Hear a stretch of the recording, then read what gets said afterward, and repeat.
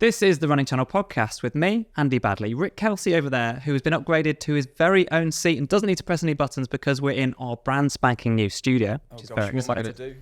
Well, have I got anything to do? Well, I mean, that's the same as normal when you don't do anything, so that'll be fine. Sorry. And even more excitingly this week than the new studio, which is hard to surpass, but actually, we've got rid of Sarah, which is brilliant. And we're joined with our very own Jess, who is fresh off the back of an incredible 10K attempt in Barcelona. So that's what we're going to talk about today. Thank you for having me on. Does feel weird not having Sarah sitting right there. Are you saying I'm not good enough for the No, podcast? you're absolutely... It's an upgrade. Yeah. The good news is Sarah's sitting behind the camera. Yeah. Awkward. So we can't absolutely rip her to shreds. We can, because she's got no right to reply. So with that, let's get stuck in. Right, so today we're going to talk about how Jess got on at her incredible 10K. It's a really unique event out in Barcelona. But first, I'd love to find out what you've been up to, Rick. Well, you know what I did this week? I bought a toothbrush. Oh, okay. I thought we should definitely... Okay, Sarah, can you come in? No, because this is terrible. No. This is seriously. awful podcasting. No. I bought a toothbrush for my watch to clean it. Its own toothbrush. How dirty does your watch get? Well, I think watches get absolutely manky. Have you ever taken your watch off and looked behind it? Do you not take it in the shower with you? No. It was so manky, so I went and bought its own toothbrush. And now my watch has its own toothbrush slot in the cabinet. Oh, I think that's a step too far. I think it's a step too far as No, well. I don't think it is. If you know Rick's... hygiene routine. Yeah, I remember in days gone by that like you would take a toothbrush around with you just in case. That is true, actually. Yeah, you never wanted to be caught short with bad breath or unclean teeth. That is true. I can't believe you remember that. Yeah, I remember everything. It's like an elephant. Something else this week. So last week we were talking about weight and impact through your knees. And a lot of people got in contact with us in the comments. Because you were saying that to take on a challenge later this year, you feel like personally you'd like to lose a little bit of weight to give yourself a better chance of about 5 to 10k. 10 kg. I was thinking. So there is a study though that has looked into what goes through your knees as a runner for normal runners, overweight runners, and obese runners, and it looked into around about 2,000 different participants. And actually, it suggested that knee problems were more common in normal runners compared to overweight runners. And then by normal, you mean normal, average weight. Scientific classification as neither overweight nor obese. Yeah, so of the 2,000 participants, there was little difference in knee problems overall. However, it suggested that 13% fewer problems in overweight runners compared to normal runners. Yeah. And a 12% lower again from overweight runners to obese runners. However, the study itself did, suggest that normal weight runners will run faster. So they will put more stress through their knees. And it didn't take into account the fact that, if you've got a pre-existing injury or you've had an accident, that the body will find those weak points. And if you've got more weight going through it, that's where you'll get problems. So yes, if you're just starting out running and, you're a bigger runner, it looks like there is evidence that you're not going to have any more problems. But if you've got that weakness already, that intrinsic weakness in your knee, then that's where the issue is going to happen. Which is where you fall into that category. Yeah. You've obviously had, because you talk about it all the time, at length, ad infinitum on the podcast. You've had surgery, right? Yeah. Osteotomy. Yeah. I'm amazed that you've... Yeah. It's hard to remember it. It hasn't been rammed down my throat at all. But loads of people pointed us in the direction of this study after you talked about feeling like you needed to lose weight, which is a very unique case to you. And interesting, I think your body does self-optimize. We talk about that a lot in terms of cadence and all of those other things. But yeah, if you're normally at a certain weight, whatever that may be, your body kind of self-optimizes it towards that. So if you happen to be classified as overweight or obese and haven't all of a sudden put on lots of weight, having run a fair bit previously, I think that's where the distinction would be. I'm not looking at the study, but if you're used to running at a certain weight, then put on a lot of weight, then that's going to be, it's either going to slow you down or it will put more forces through your joints and so on. So I've got no idea how that would impact you. But if you're kind of exercising at a weight that's been consistent for you for however long, then it's not likely that you'll get further knee pain or further knee problems. Yeah. But it was interesting that a lot of people directed us towards this study after we were talking about it last week. Yeah, I think they were probably trying to give you confidence that you didn't need to, because like you say, your body's quite good at looking after itself. Yeah. So how's your week been? I'm exhausted. This Why? 5K training is... What, because you moved us into this nice new studio? Yeah, that's been exhausting. There's been a lot of hard work behind the scenes. To be fair, DIY Andy has come out this week. DIY Andy's been out? Yeah. We've seen a new side to him. Well, what's he been doing? He's been putting up photos. Oh, that's not really DIY. I've had the drill out. Yeah, done that one. Yeah, I've had the drill out. Been doing some screwing, so to speak. Unpacking boxes mainly, building flat pack furniture. Living the dream. But I've also been running. I'm super, like, my motivation is going up every week, which I didn't think was possible. Like, there's been a lot of comments from people saying, "Oh, it's really lovely to see you pumped about chasing a particular goal again after the marathon." And I'd argue I'm more motivated for this 5K stuff than I was for the marathon, even because I've got this mojo back. The weather's getting better again. I was out for a run last night in the park doing a really tough workout, and I had that real buzz afterwards of like, I actually missed the times I was trying to run, but it was still a way better workout than a month ago I thought I'd be able to do. So I found that really exciting. Oh, mate, that's good. I tell you what, though, no one's been working quite as hard as Jess Finesse here. Oh, segue-tastic. Yes. Jess has You look good, Jess. Yeah. Thank you. You look fresh. Yeah. Yeah. I've had a bit of sleep now. So you went to Barcelona. You've obviously been training to try and beat your 10K PB time. And this has been gradual, hasn't it? You've been working at this for a couple of months. Yeah. So started 12 weeks ago, put in the training. It's been different. And you weren't unfit before that 12 weeks either way. You did quite a lot. Yeah, I did try and keep my fitness consistent until then, and then I started training specifically for 10K around 12 weeks ago. So yeah, it's very different for me. I never trained for a 10K before, so it's been a learning curve. Yeah. It's been like, don't skip your speed sessions kind of learning curve. What's the thing, like, take us through the things that you have learned in that 12 weeks? Like, you and I have spoken a few times about your not consistency. You always show up to get the training done, but definitely there's been a struggles. I know Sarah's talked about it, I've talked about it, just fitting it all in. Yeah, I think there's been so much going on recently that it's kind of like to prioritize running sometimes seems a bit selfish. I don't know whether that's ever the case for someone else, but you want to still see your friends, you want to do well at work, you want to do all this stuff and fit it in. And so often I will try and move my runs around to fit in with a friend and try and put them both in at once. And I think for me, it's been kind of just making sure I get to that session and do my own thing and prioritize what's going to help me most for that race. Yeah, and tell people a little bit about your running experience. Like, you've run a few marathons before, you're not new to running, but you were pretty new to doing a proper 10K, right? Yeah. So I think I probably just went straight into longer different distances. Like, for example, my first ever race was a half marathon. So it's a bit of I don't know, that's the wrong way around. My first ever, I did triathlon and I did a half Ironman as my first one. I just prefer longer distances. So I've done probably around just over 20 marathons, with including like training marathons, because I did my first ultra marathon a few years ago. So yeah, it's for me, I'm happy to go out for long miles, not necessarily as happy to do speed sessions. Why is the 10K harder then? Because I'd much rather do a 10K than a half or a marathon. I'd rather do 10 meters. Well, yours is just out of laziness. There's no running physiology involved there. It's just like, I'd just rather do less effort. But says the man who gets a lift up 2 steps. Hey, well, if I'm not running, because you've got to conserve energy. Yeah, conserving energy for my running training. Don't waste energy on any other stuff. Yeah.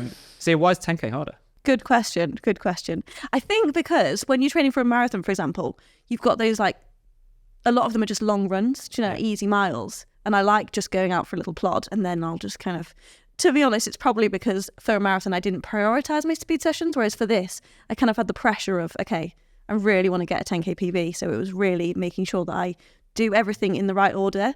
I am terrible for just thinking, well, I've got these runs this week, I'll just fit them in wherever works. Whereas I actually tried to stick to specific days and actually hit all of my targets, which, I think I should take forward into forward training, to be fair. It was the right way around to do it, so it's been enjoyable. So what's the challenge of speed work? Because I think I prefer it because it's always much shorter. And I just like running as fast as I can. And I kind of, there's a weird part of me that likes hurting myself in that way. Yeah. Well, 10K is quite long for you, isn't it? Yeah, 10K is quite long for me, I suppose. But then the efforts that you do in training might be 1K or 400 meter efforts, whatever. That's the stuff that I love. And then having that short recovery and just being really close to my red line the whole time, I find that more satisfying than going out running for 2 hours where I'm nowhere near my red line and I've just got to mentally get through it. Yeah, it's a weird thing because I think it's the thought of it for me. It's the thought of getting out the door and thinking, well, I'm going to be really in pain, but I always feel so much better after it. So that's what I probably enjoyed, is because then afterwards I've been like, oh, that was such a great session. I love working hard. And then it's remembering the next time you go out that you do enjoy it, because automatically I'll go back to, but if I could just plod out the door, it's so easy. Whereas if you think, yeah, I've got a really hard session to do, you think, I could be sitting eating chocolate right now. Not that I have a sweet tooth at all. So the race itself, you'd built up over 12 weeks, and then all of a sudden, I guess the race is called La Cursa in Barcelona, and it's by a big retailer out there called El Corte Inglés. And what I think is amazing, it's free. Yeah, incredible. Like 33,000 participants can sign up to this race for free. Yeah. I think probably around 25,000 people did it. It's a mega race, awesome. So good. And the interesting thing was that I think it's just becoming more and more kind of known, and probably, I don't know, there's more elites going to it. So apparently, I mean, I obviously wasn't at the front with this guy, but he was running by himself. The lead guy was running by himself for the whole race. Yeah. I think he was so fast. But a few years ago, the leading lady was, I mean, I actually maybe could have won it a few years ago if I was as fast now as I was then. I was just like Sarah Terry, a bit of a park run with about 15 people and winning it. Yeah. It's one of those like, make yourself feel good kind of things. Yeah, but it was really flat. But you didn't run slow. Oh, sorry. I felt like I was going fast. It's really flat though, isn't it? Okay, so if we're being honest, it's probably a slight downhill. What, the whole thing? That's Until downhill. the last few kilometres, and then it's flat and it feels like you're going uphill. There's a bit that's kind of a slight uphill. And I remember saying to Taylor, who was pacing me on the day, going, we're going up the hill, it's just so hard. And we absolutely went going uphill. Spain, for a country that's got a lot of mountains in it, I tell you what, all the courses are flat. Well, but probably not all of them, but most of them. Well, yeah. Valencia Marathon. We're going to be going to Malaga later in the year. And then Barcelona. Barcelona's not flat either. Like, we went out there in February. I know, but the courses seem to be flat. Yeah. Well, they're doing a good job. Yeah, they map them out well. So free race, 20,000 people actually running. But organised in a slightly different way to what you're used to. I think we were chatting before this about, we had a team out filming you. And certainly big races in the UK, the roads get closed hours in advance. So we did a course recce the day before, and we were kind of thinking, everyone will start to be getting ready. No, nothing. There wasn't a sign of it. I think they were just starting to put up the finish line around like 5 p.m. Yeah. And then no sign of the start line. And then the next morning it was just suddenly there. I'm like, great. Yeah. Well done, guys. It was honestly mega. Yeah. The only thing I can think of, there's a race in the US called the Fifth Avenue Mile in New York, where you run a straight shot down Fifth Avenue. And that starts at the Met Museum, and then it runs down to the southeast corner. And literally the day before, it's 6 lanes of heavy New York traffic. Yeah. And then you wake up, so I've jogged down it to see the course, and you're going past pavement artists, and like, it's absolute carnage. And then the next morning, the whole of Fifth Avenue is shut, which is...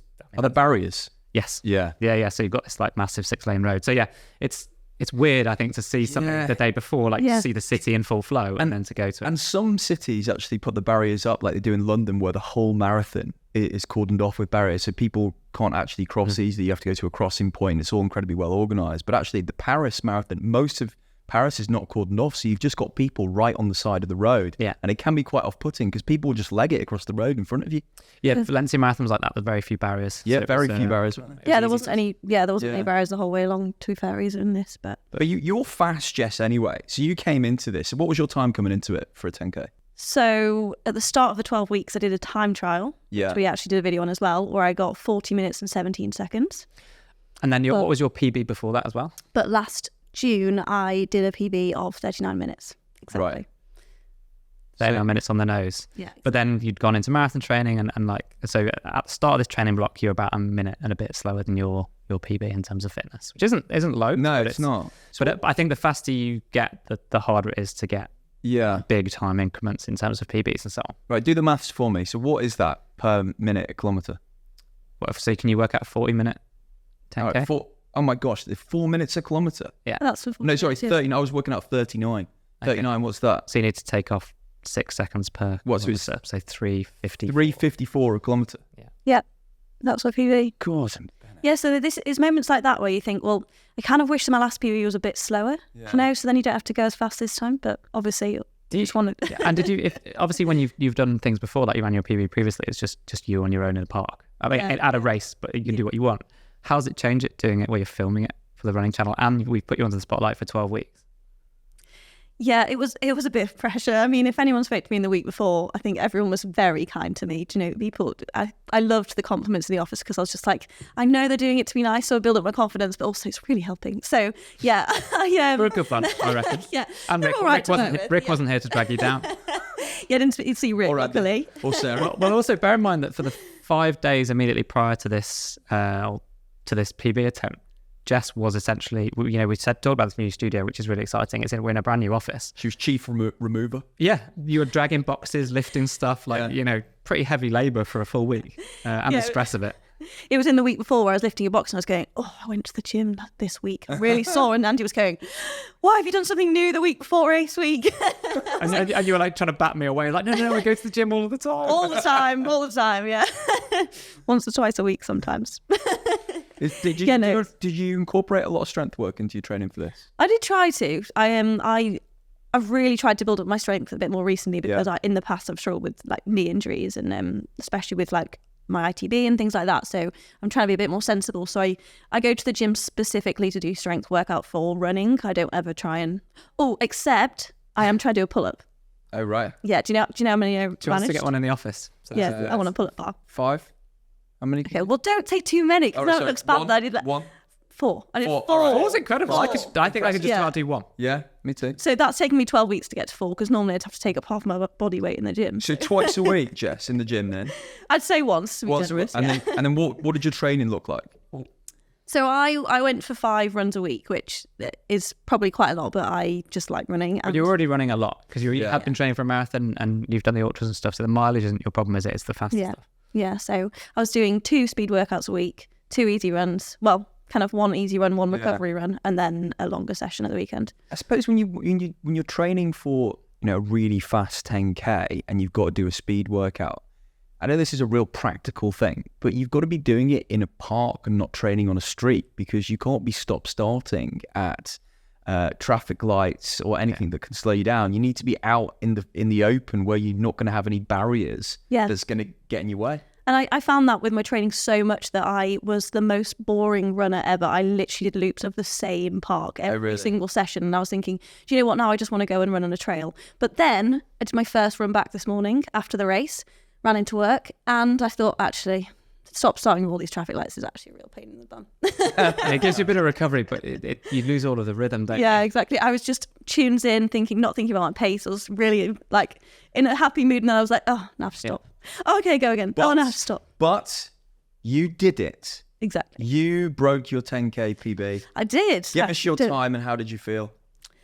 I did it in 38 minutes and 28 seconds. And I was exhausted. Yeah. For 32-second PB. Yeah, got a 32-second PB. Yeah, so. I mean that's amazing. Believe that. Yeah. I mean, what like? So you're basically 350 more or less per kilometre the whole way. Yeah, you'd see someone running that quickly. Right. They'd just be like a blur, like Dash in The Incredibles. Fast, yeah. I actually did say, I was like, wow, I feel like I'm going quite fast in the race. And then at the end, I was like, I don't feel like I'm going very fast. It's funny though, because I was obviously so happy to get a PB, but I got to the finish line and thought, I could have done better. And you're so hard on yourself. And I think everyone wanted to slap me because they were all like, but you got a PB. And I was texting Andy like, yeah, but I'm just not happy enough.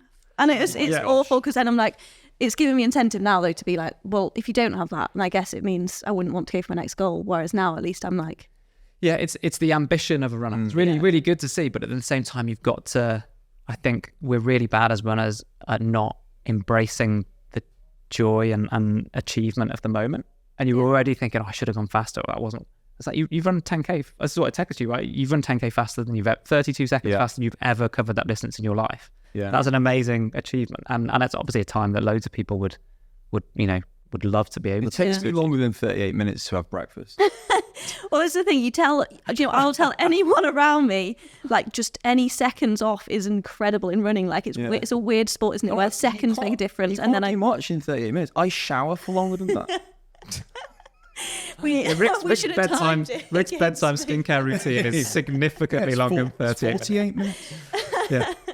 That's absolutely brutal. Yeah. We'll be here all day. Well, you smashed it and we're very proud of you. Yeah, Do you know what? Do you know what? At the end of the run, though, I felt like a real princess because I go, right, guys, where's my medal? Where's my medals? It's a free event, and I guess some of the overhead costs at races do go on things like medals. Yeah. But it was such a good race. Yeah, I would recommend. Yeah. And how do you feel now? Good. Yeah, I'm feeling good. Ready to crack on with the next race. I just need to decide what to do, I guess. And but on reflection, are you proud, or are you still a bit like, ugh? No, I am proud. I'm proud. I think there's always a point in training where you think you can't do it, and especially halfway through, I thought, it's too late now. I've not done enough already. And then I actually cracked on, started training better, and so yeah, I'm proud of getting through it and getting a PB as well. Yeah, I think a lot of runners feel similarly. You achieve this big thing, and then you're already thinking, what next? And sometimes they take that chance to soak it in. So if you've experienced that, then email us in at podcast@therunningchannel.com. We'd love to know whether you're easy on yourself, whether you celebrate things, whether you're a bit too hard on yourself. But you're listening to the Running Channel podcast. Up next, we've got a news story that Rick and I have both picked, and then we're on to your questions. News time. First up, Steve Edwards has run, I can't believe I'm saying this out loud, 1,000 marathons. That is... Yeah, I felt good about my one marathon. Yeah. 1,000. He did his first one at 18, and then 40 plus years later, he's now 61. He's done his 1,000th marathon at the Milton Keynes Marathon. Milton Keynes just goes round and round and round. Well, Mo did it last year. Yeah. So he achieved his sub 3 hours at Milton Keynes. So it's not a slow course. No, not at all. But it's so impressive though. I mean, I think sometimes now with all these incredible feats that people are doing, after the harder skis are going across Africa, people doing a marathon a day for charities, we can almost kind of just knock it back and go, oh, you know what? It's not such a big deal anymore. But it is. It's an incredible achievement. We just hear more about them. Yeah, that's what it's quite, most people know someone close to them or down their street or whatever that's done a marathon, which has made it sort of somehow... That's why people are doing these bonkers challenges to try and up the next level. But what's amazing about him is not only has he done 1,000 marathons, but because several people have run 1,000 marathons before, I think, but he has the fastest aggregate time or the fastest average finishing time of those marathons. Oh, what is it? Well, that's what's I think this is more mind-blowing than the fact he's done 1,000. So of those 1,000 marathons, and he's 61 years old now, his average finishing time is 3:21. Oh my gosh, he's wow. Fast. Yeah. Yeah. He's rapid. It's absolutely bonkers. So the guy gets around. He must have very good knees, which is fantastic. I think there's only 50 people that have done 1,000 marathons or something like that. It's not surprising, really, because that is even over. How many is that a year? That's what I was just trying to work out. I was thinking that over 40 years, is that 25 marathons a year? Yeah. I'm just saying, yeah. Yeah. I'm pretty sure it's 25. So that is a marathon every 2 or 3 weeks for 40 years. That's a lot. Yeah, I mean... I wonder if it's done any in a big stint. Well, not as many as me, clearly. I just want to get away from them. Yeah. I don't know how... Oh, yeah, maybe he's got more than me. I just don't know how people fit in the time to do all these things. Well, they don't have 1 hour skincare routines. They don't. So you could have been time for anything. But anyway, right. You could have been story. No, I'm gonna get this in. What do you want? I want to say that you could have been a third of the way around a marathon by the time you go to bed. So see, the next story is that the British marathon team for the Paris Olympics this summer is now confirmed. Rose Harvey is in it. Yeah, and who has been on a podcast. She has. Yeah. A couple of videos on the channel there. So she's been added to the list, which was Charlotte Purdue and Callie Thackeray, who got picked in the first round of selections back in February. And then Rose Harvey, actually, her qualifying time was from Chicago last year, but she had to kind of nervously wait because of the way the selection works. They did a first wave of selection for the marathon and then a second wave. Oh, yeah. So is it odd how the selection works? So we've talked about how confusing it can be, that you can be faster and not get into the team because there are certain specific criteria.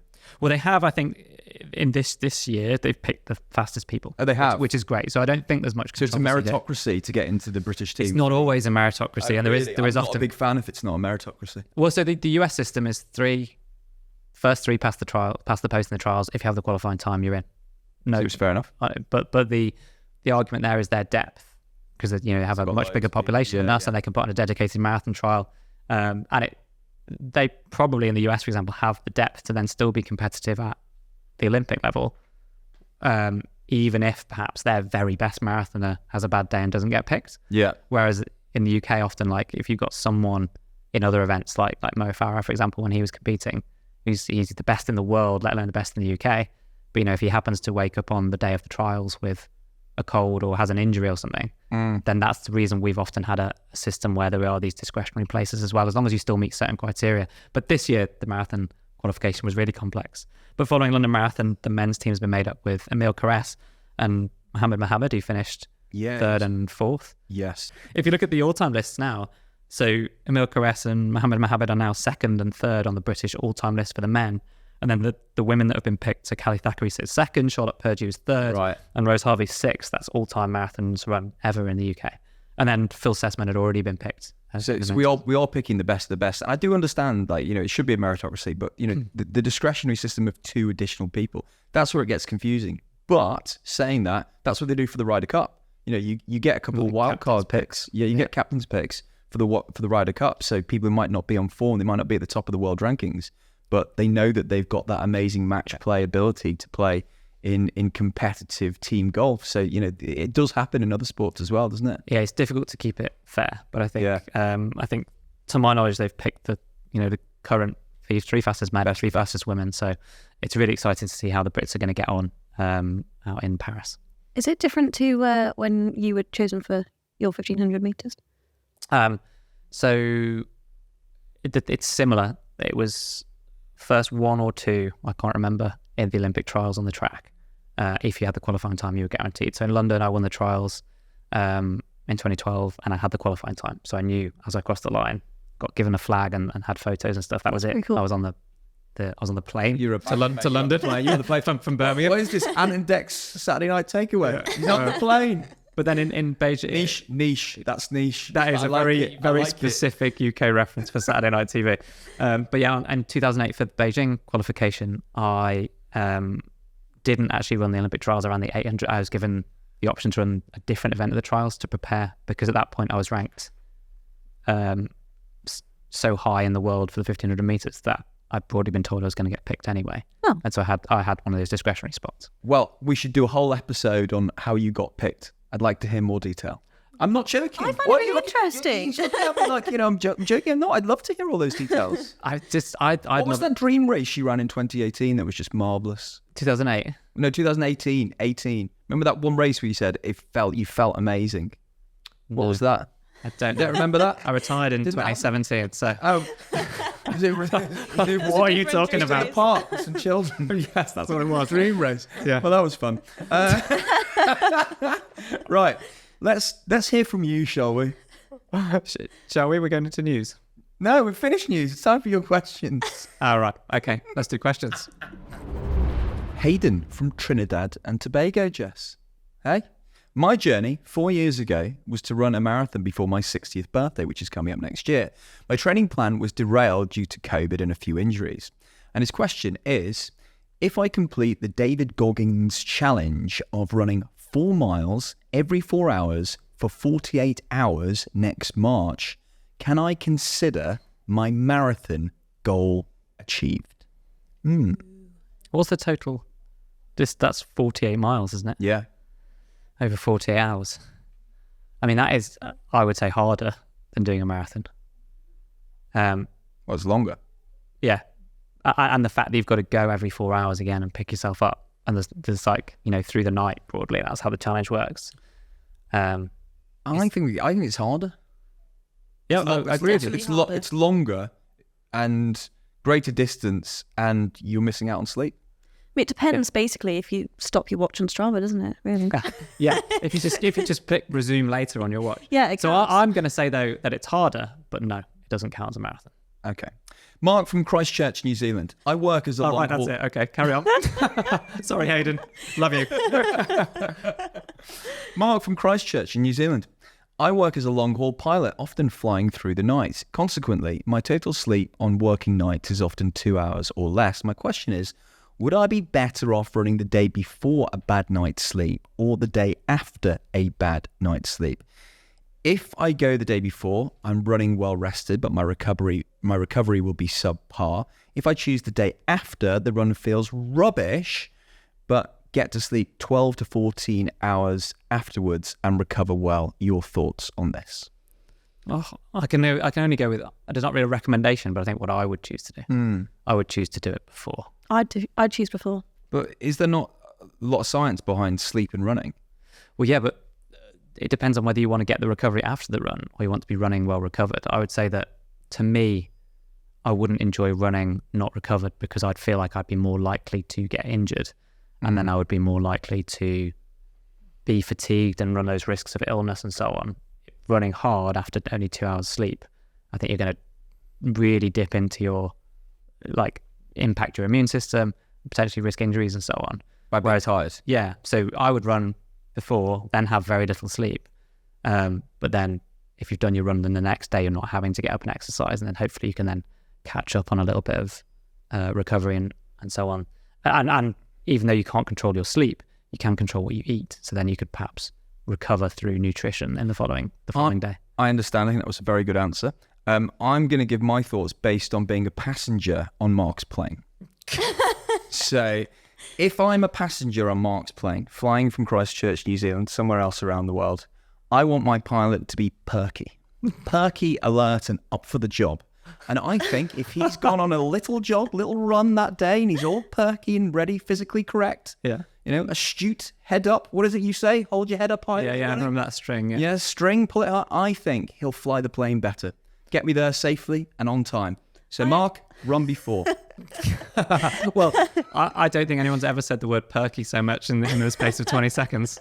You're looking perky today. I've had a haircut. And, I also think it's very hot in here. Yeah. I also think the motivation to run before is so much more. I used to do night shifts, and I would find running beforehand is really nice. And you go into your shift, as you said, perky. But you used to be a nurse, didn't you? I did. But then afterwards, you're so tired. Do you really want to go out for a run when you've not really had much sleep? No. I just think the motivation there, and then you miss both. So go before. We all kind of agree on this. Mark, pop in and see us if you fly this way. Let us know what you choose. That was fun. Let us know if you've got some questions. Drop us a line, podcast@therunningchannel.com, and we might even read them out here in our new studio. Whoop, whoop. Very exciting.